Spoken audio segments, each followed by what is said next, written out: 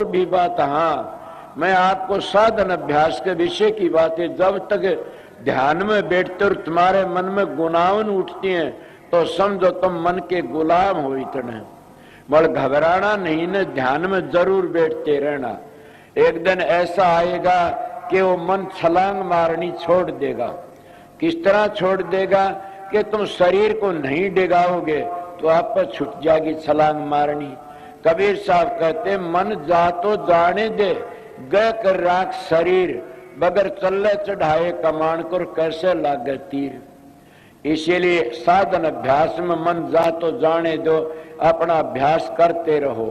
जब गुनावन उठती हैं, कई कईयों का भजन नहीं बनता, शिकायत करते मेरा भजन नहीं बनता, मैं ध्यान में बैठता हूं, गुनावन उठती हैं, उन्हें सोचना चाहिए ये कोई पिछले जन्म का कर्म है।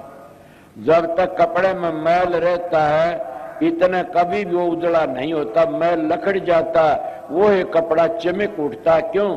धोबी जानता इस कपड़े में सफेदी है, मगर वो ज्यादा भट्टी चढ़ा करके मैल को काट देता। इसीलिए उस उजड़ा करने के लिए उस परमात्मा का नाम ही एक उजड़ा करने लिए साबुन से।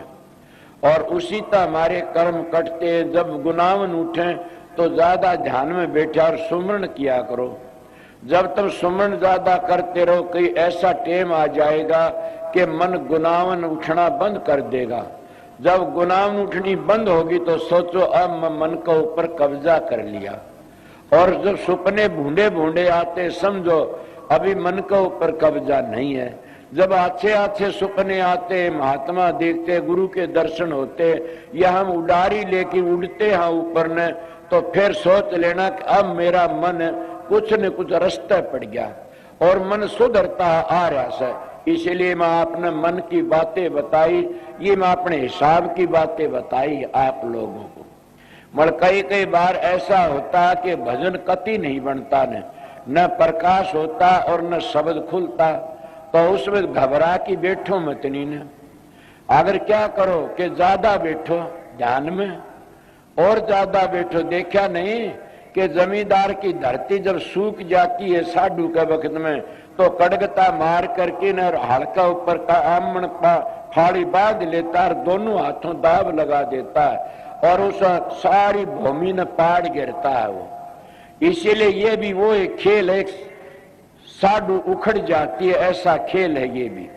तो उसमें तुम कड़गता मार लो, मजबूत हो जाओ कि चाहे पांव दुखो, चाहे सिर दुखो, चाहे आंख दुखो, उसमें इतना काम करो कि अपने आप को भूल जाओ। और ये प्रण कर लो कि मैंने वो साधन, मैंने वो ध्यान करके न उस प्रकाश को देखना है और मैंने ये ध्वनि सुननी है। ये साधन करती करती अगर मर जाओगे तो कोई दुख को नहीं न। क्यों? राम का नाम लेती लेती मर जा तो कोई दुख। मरना तो वो बुरा जो परमात्मा बेमुख मरता है। जो परमात्मा नाम लेने में मौत आ जाए तो बड़ी अच्छी बात है। इतनी मजबूत ताकत करो कि घबराओ मत, नहीं जुट जाओ, तुम्हारा मन छलांग मारनी छोड़ देगा। कहां जाएगा बेचारा? कबीर साहब का दोहा है, दौड़त दौड़त दौड़िया और झालग मन की दौड़, दौड़ थकी मन थिर होया तो वस्तु छोड़ की ठोड़। के वस्तु तो ठोड़ की ठोड़ है, इसीलिए तुम खुद शरीर ठाकी भाजते हो, तब ये मन कुछ न कुछ काम गड़बड़ कर लेता है। इसलिए जब मन न टिका तो ज्यादा बैठा करो। मेरे पास कई आते हैं, मेरा भजन नहीं बनता, कितनी बार बैठता, इतनी बार ज्यादा बोला, फिर क्या करूं, मन नहीं टिका, मैं उठ लेता हूं। अरे मन अपना काम करता, तू तेरा काम कर मूर्ख। समझो मेरी माता बहन और भाइयों कि जब मन अपनी आदत नहीं छोड़ता, ए मूर्ख तू तेरी आदत क्यों छोड़े से? वो सहज नहीं छोड़ेगा मन अपनी आदत, जुगू जुगू का बिगड़ा हुआ से।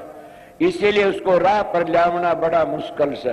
मगर महात्मा ये एक तजर्बा बता, धुन सुन के मन पति आई कि जब तुम ज्यादा बैठोगे वो एक सेकंड भी उस धुनी में लग गया तो समझ लो तुम्हारा काम बन जाता है।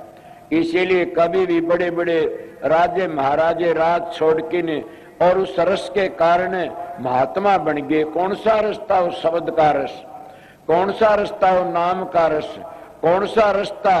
कि वो मस्ती बेपरवाही और उसमें सब कह को भूल जाते हैं। मेरी तो प्रारब्ध ऐसी है, मन तो तुम्हारे खातिर गुरु की ड्यूटी है, गल में पड़ा ढोल बजाना पड़ता है ना। मैं सत्य कहता हूं कि इतना आनंद इतनी शांति रहती है, मैं किसी मिलने की कोशिश भी ना करूं। पर करूं क्या, मन तो सारे ऐसे आते हैं मेरे खुड़कड़ान दे, मैं सोचू बेचारा बोल ले देखी जागी। एले अपना टेम होता है, उसमें इतने चौकस होकर लगा करो कि आसन भी हिलाने की कोशिश मत करया करो।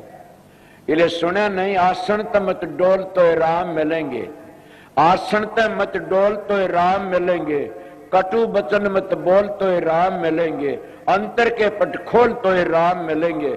ये कबीर साहब ने हजारों बार कही ऐसी बातें, तो हम तो डोल जाते हैं, हम कटु वचन बोल देते हैं और अंदर को नहीं टिटोलते ना। बताइए फिर वो अमृत कैसे पियोगे, फिर वो रस कैसे पियोगे। इसलिए आप लोगों बताता हूं कि ऋषि मुनियों ने यही तो बातें कही, संतों ने यही कही कि आसन इतना मजबूत लगाओ, कोई भी लगाओ। ये नहीं कहता तुम पद्मासन लगाओ, ये नहीं कहता तुम गोमुख आसन लगाओ, ये नहीं उकड़ू लगाओ, तुम्हारी मर्जी है, कोई भी आसन लगाओ जिसमें शांति मिल जाए। समझ गए, उसने बदलो मत नहीं बार बार। मैं अपना तजर्बा बताता हूं, बार बार बदलोगे तो बदलने में वृत्ति नीचे उतर आती है। उन्हें बदलो मत, लगे रहो, ऐसा आनंद आएगा। तकलीफ होती होती और एकदम झटका सा लगे हुआ, तकलीफ को भूल जाओगे। आपने थोड़ी मिसाल दे ही बताऊंगा। कई बार हमारे पास सो जाते हैं तो क्या हम हाथ लगाते हैं, उसका पता नहीं लगता, टूटता भर ले तब भी पता नहीं लगता।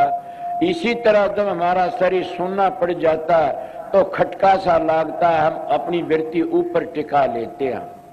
तो फिर कभी भी ऐसा दुख नहीं और शांति, चाहे कितनी बार बैठो, जो 2 मिनट बैठे न हुए से।